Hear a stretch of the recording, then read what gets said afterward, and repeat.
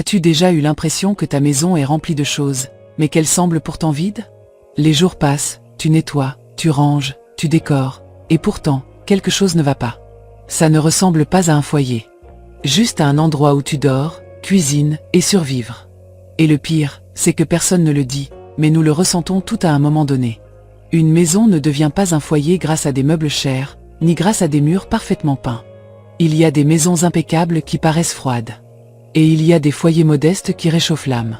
Aujourd'hui, je vais te montrer 8 clés psychologiques, pas Pinterest, pas des magazines, mais de l'esprit et du cœur pour que ta maison enfin paraisse belle et se sente comme cet endroit chaleureux et à toi que tu mérites. La première clé, élimine le bruit visuel. Est-ce que ça t'est arrivé d'être chez toi, sans rien faire de particulier, et pourtant te sentir agité, comme si quelque chose te dérangeait sans savoir exactement quoi? Parfois, on croit que c'est le stress, la fatigue, les soucis. Mais bien souvent, ce qui t'accable, c'est ta propre maison qui te parle sans cesse. Et pas de façon agréable. Chaque objet autour de toi a une voix.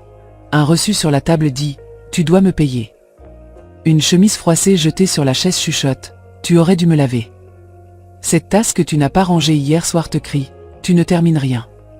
Même des décorations que tu n'aimes plus mais que tu laisses encore parce que elles étaient un cadeau, ou elles étaient chères, elles te parlent aussi. Elles te disent « Tu ne peux pas changer. Tu es prisonnière ». C'est ça le bruit visuel. Ce n'est pas du désordre au sens classique. Ce n'est pas juste de la saleté. C'est de la saturation. C'est un bombardement silencieux de stimuli que ton cerveau doit traiter même si tu ne le remarques pas consciemment. Et ça fatigue. Ça te pompe de l'énergie sans que tu saches pourquoi tu te lèves fatigué ou pourquoi être dans ton salon ne te détend pas. Ton regard ne se repose jamais. Il y a toujours quelque chose qui interrompt le silence. Maintenant, réfléchis à ceci. Combien de choses à ta vue aimes-tu vraiment? Et combien sont juste là parce que tu ne sais pas où les mettre, ou parce que tu es habitué à les voir là? Éliminer le bruit visuel ne signifie pas vivre comme dans une clinique blanche et vide. Ce n'est pas être minimaliste, c'est être sélective. Intentionnel. Ça signifie regarder autour de toi et te demander « Est-ce que cela m'apporte la paix? Est-ce que ça me représente aujourd'hui? Est-ce que ça me plaît, ou c'est juste là par inertie ?» Moins de choses ne signifie pas moins de foyers. C'est plus d'air. Plus d'espace pour respirer. Plus de clarté mentale. Parce que quand ton environnement se tait, tu peux mieux t'écouter. Commence par le simple. Dégage une étagère, range ces papiers que tu n'as pas besoin de voir tous les jours, enlève 3 choses du mur. Essaie. Et remarque comment ton corps se sent quand ton regard se pose sur un endroit calme, au lieu de se faire tirer par 1000 détails. Tu n'as pas à vider ta maison. Juste faire taire ce qui ne t'apporte rien. Ce qui ne te fait pas du bien. Et tu verras que dans ce nouveau silence visuel, quelque chose de puissant apparaît. Ton énergie, ton calme, et enfin, la sensation d'être chez toi. La deuxième, crée un rituel d'entrée. Imagine ceci, tu rentres chez toi après une longue journée. La circulation était un chaos, au travail on ne t'a pas apprécié, les enfants étaient agités, et toi tu veux juste une pause. Mais tu ouvres la porte, et la première chose qui t'accueille est un sac jeté, des lumières blanches froides, une pile de chaussures, un silence gênant, ou pire encore, une maison sombre, avec la même énergie apathique que tu as laissée le matin. Ce moment, cette première seconde en entrant a un pouvoir psychologique que presque personne ne valorise. Et pourtant, ça change tout. Quand tu franchis le seuil de ta maison, ton esprit ne comprend pas automatiquement qu'il est arrivé dans un lieu sûr. Ton corps, oui, mais ton cerveau a besoin de signes. Il a besoin que tu lui dises « Nous ne sommes plus dehors, nous pouvons baisser la garde ». Et ça ne se fait pas juste en fermant la porte. Ça se fait avec un rituel d'entrée. Une sorte de cérémonie intime qui te ramène à toi-même. Ce n'est pas quelque chose de spirituel ou compliqué. C'est une répétition, une intention, créer une transition douce entre le monde extérieur où tout exige quelque chose de toi, et ton monde intérieur, ta maison, où la seule chose que tu devrais être c'est toi. Un rituel peut être aussi simple qu'allumer une lampe chaude dans le même coin chaque après-midi. Cette lumière dit à ton cerveau, nous sommes de retour. Ici, il y a du calme. Ça peut être mettre une chanson instrumentale douce, quelque chose sans parole, juste une mélodie. Parce que la musique, sans que tu t'en rendes compte, change ton rythme intérieur. Ça peut être une goutte d'huile essentielle dans un diffuseur, lavande, vanille, cannelle, ou un encens allumé dès que tu entres. Cette odeur deviendra ton ancre émotionnelle. Comme si l'odeur disait, c'est ton refuge. Ici, il n'y a pas d'exigence. Ça peut être prendre 2 minutes avant de saluer quelqu'un, avant de commencer une tâche, simplement pour enlever tes chaussures, respirer profondément 3 fois, et remercier d'être arrivé. Que c'est ton espace. que c'est toi qui commandes ici. Le rituel peut changer avec le temps, s'adapter à tes routines, grandir avec toi. Mais il doit avoir une chose, de l'intention. Il doit signifier quelque chose pour toi. Tu ne le fais pas juste par habitude. Tu le fais parce que tu en as besoin. Et je te garantis, si chaque fois que tu rentres chez toi tu es accueilli par une expérience sensorielle agréable, un détail de lumière, d'odeur, de son ou un geste qui te connecte à toi-même, ta relation avec ta maison change profondément. Tu la vois différemment. Tu te sens différente. Parce que tu n'entres plus en courant pour continuer en pilote automatique. Tu entres et tu reviens à toi. Beaucoup de femmes vivent des années dans un espace où elles ne font que continuer à fonctionner. Mais toi, tu mérites mieux. Tu mérites que ta maison t'enlace. Que le premier pas en entrant soit un message silencieux mais puissant. Ici, tu peux te reposer. Ici, tu peux être toi. Ici, tu es en sécurité. Ne sous-estime pas le rituel d'entrée. Cela peut sembler petit. Mais c'est un geste radical d'amour-propre. Une déclaration silencieuse. Voici ma maison. Et voici qui je suis. Troisième clé, l'énergie de ce que tu conserves. Ouvre un tiroir. N'importe lequel. Regarde-le vraiment maintenant. Combien des choses qu'il contient utilises-tu fréquemment? Combien te font sourire quand tu les vois? Et combien y sont simplement parce qu'elles sont là depuis si longtemps, que tu ne les vois même plus? Ta maison, sans que tu t'en rendes compte, devient une sorte de musée de ton passé. Tu gardes au cas où. Tu gardes parce que c'était cher. Tu gardes parce que c'était un cadeau. Tu gardes parce que tu te sens coupable de jeter ce qui t'a plu un jour, même si ça n'a plus de sens dans ta vie. Et tout cela, même bien plié ou parfaitement rangé, pèse. Pas en kilos. En énergie. Chaque objet a une histoire. Et ce que presque personne ne te dit, c'est que chaque histoire qui ne vibre plus avec toi t'ancre sans que tu le saches. Ce chemisier qui ne te va plus mais que tu gardes, pour quand tu maigriras, n'est pas qu'un tissu. C'est un jugement silencieux chaque fois que tu le vois. Cette décoration qu'on t'a offerte, quelqu'un avec qui tu ne parles plus, n'est pas juste de la céramique. C'est une vieille blessure qui ne se referme pas parce qu'elle est exposée tous les jours. Ce meuble que tu n'as jamais choisi mais qui est là, prenant de la place dans ta maison et dans ton humeur, est un rappel que tu as laissé d'autres décider pour ton foyer. Et tu le sais. Tu le ressens. Parfois, tu marches dans ta maison et tu sens un malaise subtil. Comme si quelque chose t'empêchait d'être complètement à l'aise. Et tu crois qu'il faut redécorer, acheter quelque chose de neuf, changer la couleur des murs. Mais non. Souvent, ce dont tu as besoin, c'est de lâcher prise. Lâcher ce qui n'a plus d'âme pour toi. Ce qui ne s'aligne plus avec la femme que tu es aujourd'hui. Il ne s'agit pas de tout jeter à la poubelle ni de vivre avec le minimum. Il s'agit de regarder chaque chose avec honnêteté et de te demander: cette histoire me représente-t-elle encore? Me fait-elle encore du bien? Me parle-t-elle encore avec tendresse? Ta maison ne devrait pas être pleine de choses. Elle devrait être pleine de sens, de présence, de vie réelle.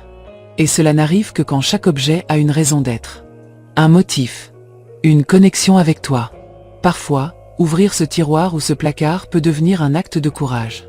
Parce qu'en lâchant un vêtement, tu lâches une attente. En laissant partir un cadeau, tu coupes un lien qui te faisait mal.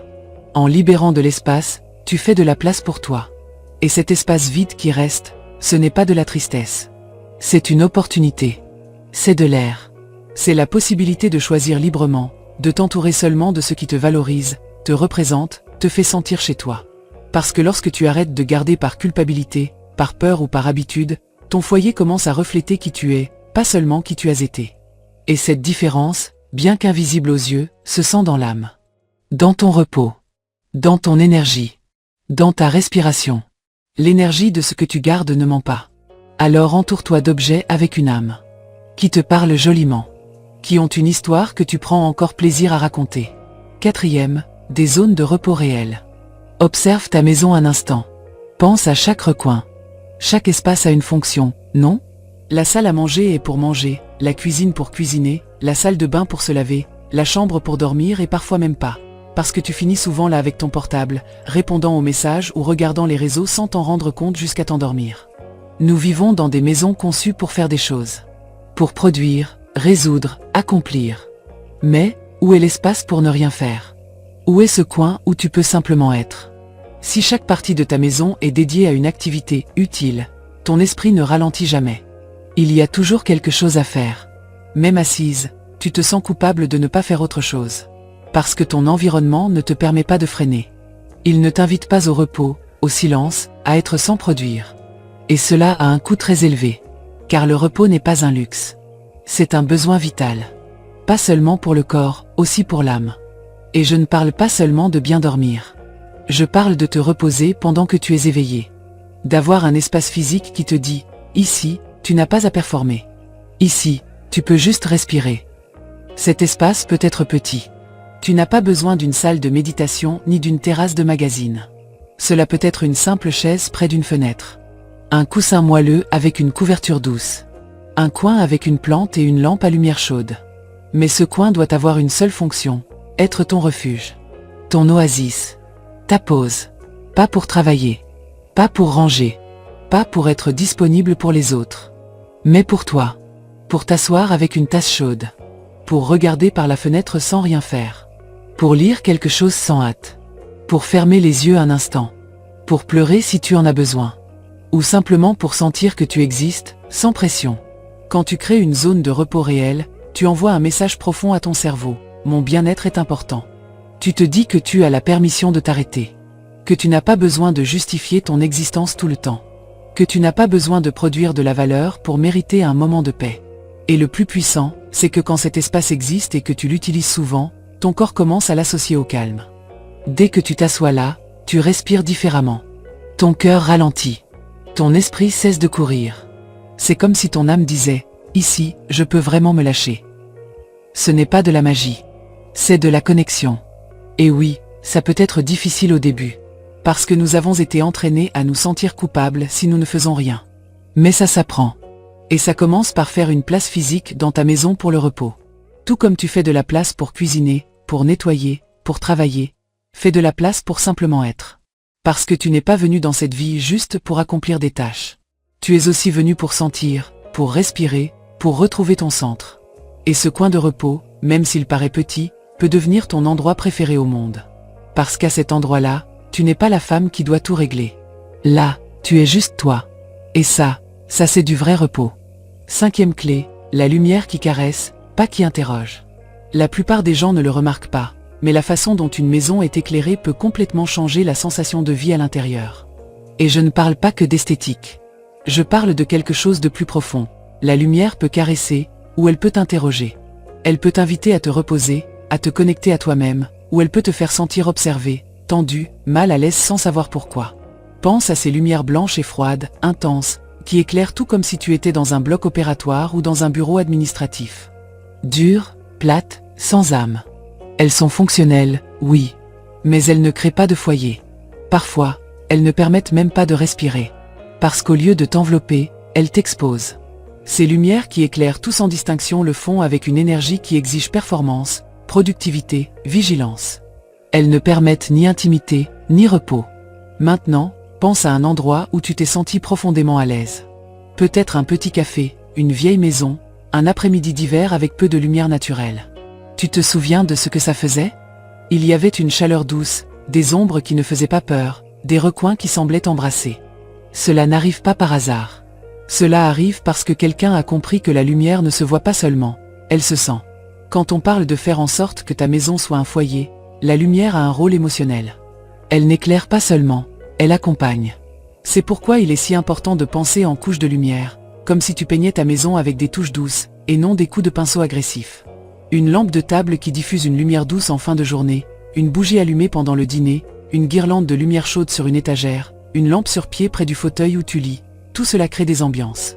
Des moments. Des souvenirs. Et il ne s'agit pas d'éteindre toutes les lumières et de vivre dans le noir. Il s'agit d'apprendre à combiner. De comprendre que tu n'as pas besoin d'une seule lumière allumée qui sert à tout, comme si éclairer était une tâche mécanique. Il s'agit de mettre de l'intention. Que veux-tu ressentir dans cet espace? Que veux-tu que ton corps comprenne quand il est ici? Dans la cuisine, tu peux vouloir une lumière claire pour bien voir ce que tu fais. Mais pourquoi ne pas l'accompagner d'une lumière indirecte le soir, quand tu ne cuisines plus mais restes là? Dans ta chambre, as-tu vraiment besoin de cette forte lumière blanche au plafond? Ou serait-il plus doux d'avoir 2 lampes de chevet, chaudes, qui invitent au silence et à la déconnexion? Et parlons même pas de la salle de bain. Cet espace si intime où beaucoup de femmes se regardent dans le miroir avec dureté, sous une lumière qui ne fait que souligner les imperfections. Comment changerait ta perception si ce miroir était éclairé d'une lumière qui adoucit ton visage, qui te rappelle que tu es humaine et non un projet en constante évaluation. La lumière doit parler la langue de ton âme. Elle doit s'adapter à tes moments. Tu n'as pas besoin de la même lumière le matin que le soir. Ce n'est pas pareil un après-midi de pluie qu'une nuit d'hiver. C'est pourquoi entoure-toi de petites lampes, de lumière que tu peux moduler, de bougies que tu allumes non seulement quand tu as des invités, mais pour toi. Pour tes rituels. Pour tes pauses. Allume une lumière douce et observe comment ton corps change. Comment tu respires différemment. Comment l'espace se transforme. Et peu à peu, tu te rendras compte que la lumière ne sert pas seulement à voir, mais à ressentir. Parce qu'une maison bien éclairée n'est pas celle qui éclaire dans chaque recoin. C'est celle qui, avec chaque recoin, t'enlace sans rien dire. Et cette étreinte silencieuse est ce qui transforme une maison ordinaire en ton foyer. 6e, des espaces qui t'écoutent. Beaucoup de maisons sont pleines de meubles, mais vides de vraies conversations. De connexions. De pauses. Tout est parfaitement placé, le canapé à sa place, la table propre, la télévision bien centrée. Et pourtant, il manque quelque chose. Parce que les espaces ne sont pas créés pour écouter, mais pour fonctionner. Et ça se remarque. Ça se sent. Ça fait souffrir. Nous vivons en passant d'un espace à l'autre comme si nous étions des machines. De la cuisine à la salle à manger, de la salle à manger au canapé, du canapé à la salle de bain, et ainsi de suite. Toujours en train de faire quelque chose, toujours occupé. Mais quand était la dernière fois que tu as été vraiment présente avec quelqu'un? Ou avec toi-même? Une vraie maison ne se mesure pas en mètres carrés, ni en style décoratif. Elle se mesure en moments vécus. En ce qui se passe entre les meubles. Dans les conversations qui y naissent. Dans les silences partagés qui ne dérangent pas. Et ça ne se fait pas par hasard. Pour qu'une maison écoute, elle a besoin d'espaces qui invitent à la connexion. Qui disent « assieds-toi ici, sans hâte, sans téléphone, sans distraction ». Tu n'as pas besoin de redécorer tout ton salon. Peut-être que tout ce qu'il faut, c'est déplacer 2 chaises pour qu'elles soient face à face. Peut-être poser une couverture sur le canapé pour le rendre plus accueillant. Peut-être simplement éteindre la télé et allumer une bougie. Parce que quand on parle d'espace qui écoute, on ne parle ni de luxe, ni d'esthétique. On parle d'intention. Où parles-tu avec ton partenaire?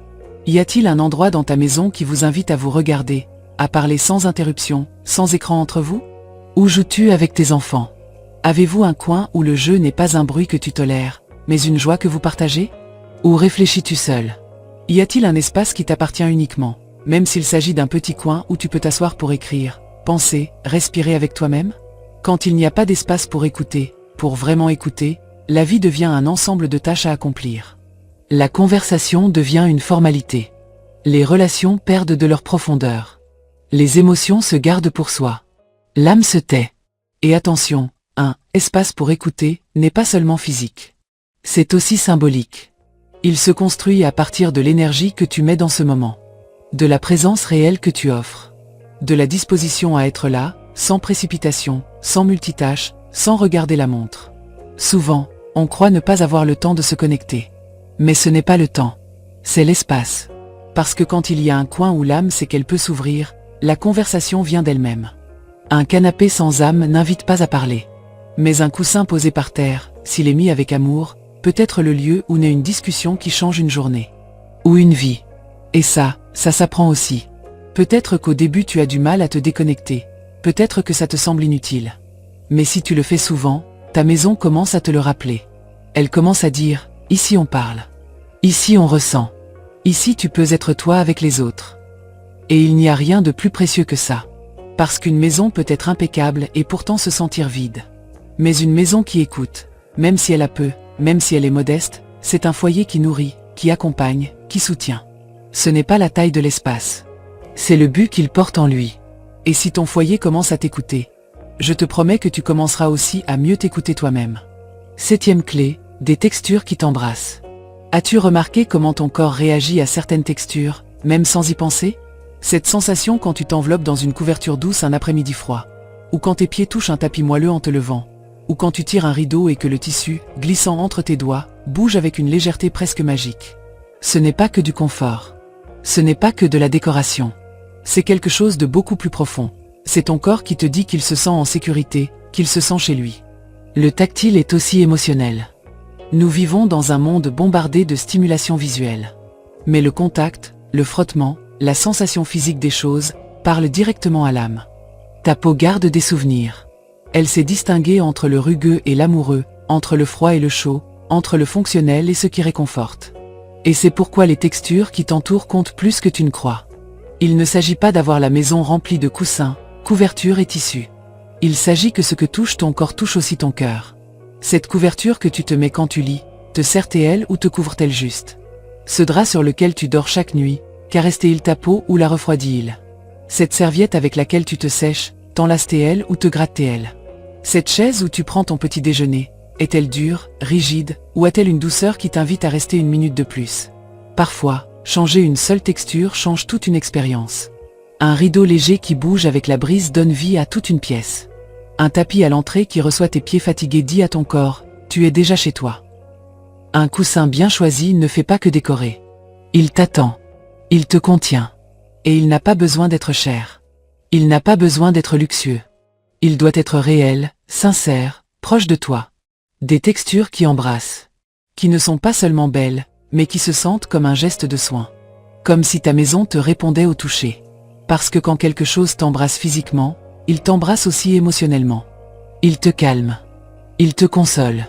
Il t'aide à lâcher cette rigidité que tu portes toute la journée. C'est une façon silencieuse de te dire, ici tu peux te reposer. Ici tu n'as pas à résister. Souvent, les femmes sentent qu'elles sont sur la défensive, même dans leur propre maison. Elles tendent le dos, croisent les bras, s'asseyent à moitié, se déplacent vite. Et si une partie de cette tension venait du fait que l'environnement ne les soutient pas? Et si ce dont tu avais besoin, ce n'était pas plus d'espace, mais plus de douceur? Plus de caresses sans main. Plus de chaleur sans parole. Les textures ne se remarquent pas au premier regard. Mais elles se sentent dans le corps. Et quand le corps se sent à l'aise, l'esprit se détend. Et quand l'esprit se détend, l'âme revient. Alors, donne-toi la permission de choisir avec amour. Une couverture. Un coussin. Un tapis. Un tissu léger à la fenêtre. De petits gestes physiques qui, sans rien dire, te murmurent. Tu es chez toi. Ici tu peux baisser ta garde.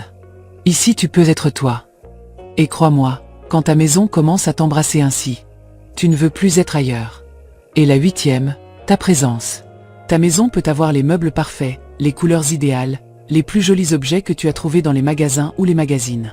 Elle peut être rangée, propre, décorée avec bon goût. Et pourtant, elle peut se sentir vide, froide, incomplète. Parce qu'il y a quelque chose qu'aucune décoration ne peut remplacer, ta présence.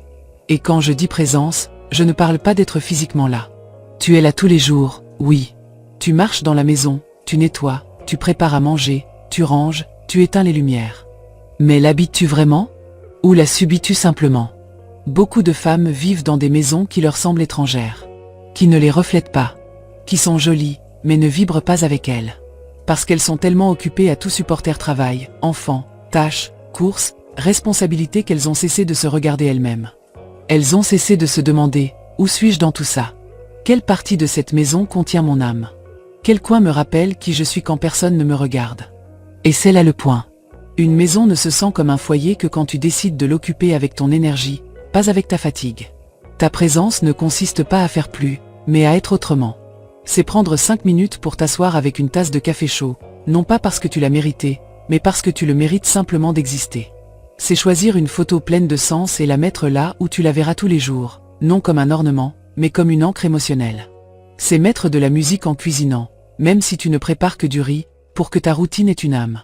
C'est allumer une bougie, non pas parce que tu as des invités, mais parce que toi aussi tu mérites la beauté. Ta présence se remarque quand tu prends le temps de sentir une fleur que tu as toi-même mise. Quand tu t'assois pour manger en silence, sans téléphone. Quand tu prends soin d'une plante, non seulement pour qu'elle soit jolie, mais parce que tu aimes le petit rituel de l'arroser. Et non, tu n'as pas besoin d'une vie parfaite pour faire ça. Tu n'as pas besoin que tout soit en ordre. Tu n'as pas besoin d'attendre que les enfants grandissent, d'avoir plus d'argent, de changer les meubles, de partir en vacances. Tu peux commencer aujourd'hui, avec ce que tu as. Avec ce que tu es. Parce que quand tu es présente, ta maison le sait. Les espaces commencent à parler ta langue. Les murs te reconnaissent. Les objets ne sont plus de simples choses, mais des témoins silencieux d'une vie qui bat. Et ça transforme complètement l'énergie du lieu. Une femme qui habite vraiment son foyer l'imprègne de son essence. Elle en fait un refuge, un nid, un hôtel. Et peu importe si les meubles ne s'accordent pas, si le sol a des taches ou si le canapé est usé. Parce que quand tu es connecté à toi-même, tout devient foyer. Et la différence se ressent. On la remarque quand on entre dans une maison où vit une femme présente. Pas pour le luxe, pas pour la propreté, pas pour la perfection. Mais parce qu'il y a de la chaleur. Il y a de la vie. Il y a une âme. Alors oui, l'âme d'un foyer n'est pas dans ce que tu achètes. Elle est dans la façon dont tu le vis. Elle est dans la décision que toi aussi tu mérites le repos, le plaisir, la tendresse, la joie. Que toi aussi tu mérites que ta maison soit pour toi, pas seulement pour répondre aux attentes des autres. Et quand tu commences à être ainsi, sans précipitation, sans exigence, sans chercher que tout soit comme il faut. Quand tu es simplement toi, dans ta maison, ta présence la remplit, la guérit, l'éclaire. Et alors tu ne survis plus dans un espace. Tu vis dans ton foyer. Et ça, ma chère, c'est le plus beau cadeau que tu puisses te faire. Ta maison n'a pas besoin de ressembler à une page de magazine. Elle n'a pas besoin d'impressionner qui que ce soit. Elle n'a pas besoin de correspondre à un quelconque standard qui ne soit pas le tien. Elle n'a pas besoin d'être grande, ni neuve, ni d'avoir chaque détail parfaitement assorti. Elle n'a pas besoin d'être prête tout le temps, ni d'être impeccable chaque seconde de la journée. Ta maison, pour être un foyer, n'a pas besoin de perfection. Elle a juste besoin d'être à toi. À toi dans la façon dont tu choisis les objets qui l'entourent. À toi dans les coins où tu respires profondément. À toi dans les odeurs qui t'enlacent quand tu entres. À toi dans les détails que toi seul comprends, mais qui te soutiennent. À toi dans chaque geste quotidien que tu répètes sans t'en rendre compte, mais qui font de cet endroit un refuge. Un foyer ne naît pas de ce que tu peux acheter. Il ne se mesure pas au nombre de choses que tu possèdes, ni à si tes rideaux sont à la mode, ni à si tes meubles suivent les tendances actuelles. Un foyer se construit avec une âme. Avec de la présence. Avec de l'intention. Et la plus belle chose dans tout ça, c'est que tu n'as pas besoin d'un compte en banque plein pour y arriver. Tu n'as pas besoin de t'endetter en décoration ni de courir après des modèles inaccessibles. Ces clés ne coûtent pas d'argent. Mais elles exigent quelque chose de plus profond, la conscience. Elles demandent de t'arrêter et de regarder. De te demander comment tu te sens vraiment dans ton espace. De vérifier si tu l'habites ou si tu le traverses seulement. Si tu le ressens comme un refuge ou comme un poids. Si en fermant la porte, tu ressens du soulagement. Ou si ton âme reste en suspens. Elles demandent aussi de l'intention. Choisir avec amour. Changer de petites habitudes. Allumer des lumières douces. Lâcher ce qui ne va plus. Prendre soin d'un coin comme on prend soin d'une partie de soi. Et surtout, elles demandent de l'amour. De l'amour propre, de l'amour au quotidien, de l'amour simple. Cet amour que l'on voit dans une assiette servie avec soin, dans une fleur posée dans un bocal ordinaire, dans le moment où tu t'assois sans culpabilité juste pour te reposer. Si cette vidéo t'a fait regarder ta maison autrement, si elle t'a fait penser à ton espace non pas comme un projet en attente, mais comme une partie vivante de toi, alors partage-la. Partage-la avec une autre femme qui porte aussi une maison sur ses épaules sans sentir qu'elle l'habite. Avec cette amie qui donne toujours à tout le monde, mais oublie d'elle-même. Avec cette mère, cette sœur, cette voisine qui a besoin de se souvenir que son foyer n'est pas juste une structure. C'est un miroir de la façon dont elle se traite elle-même. Parce que nous méritons toutes plus que 4 murs. Nous méritons un lieu qui nous soutienne, qui nous reflète, qui nous abrite. Un lieu où nous pouvons pleurer sans nous cacher. Rire sans hâte. Être sans permission. Un foyer ne se construit pas avec des briques. Il se construit avec une âme. Avec ton âme. Peu à peu, geste après geste, jusqu'au jour où tu réalises. Tu ne vis plus seulement là. Tu es chez toi.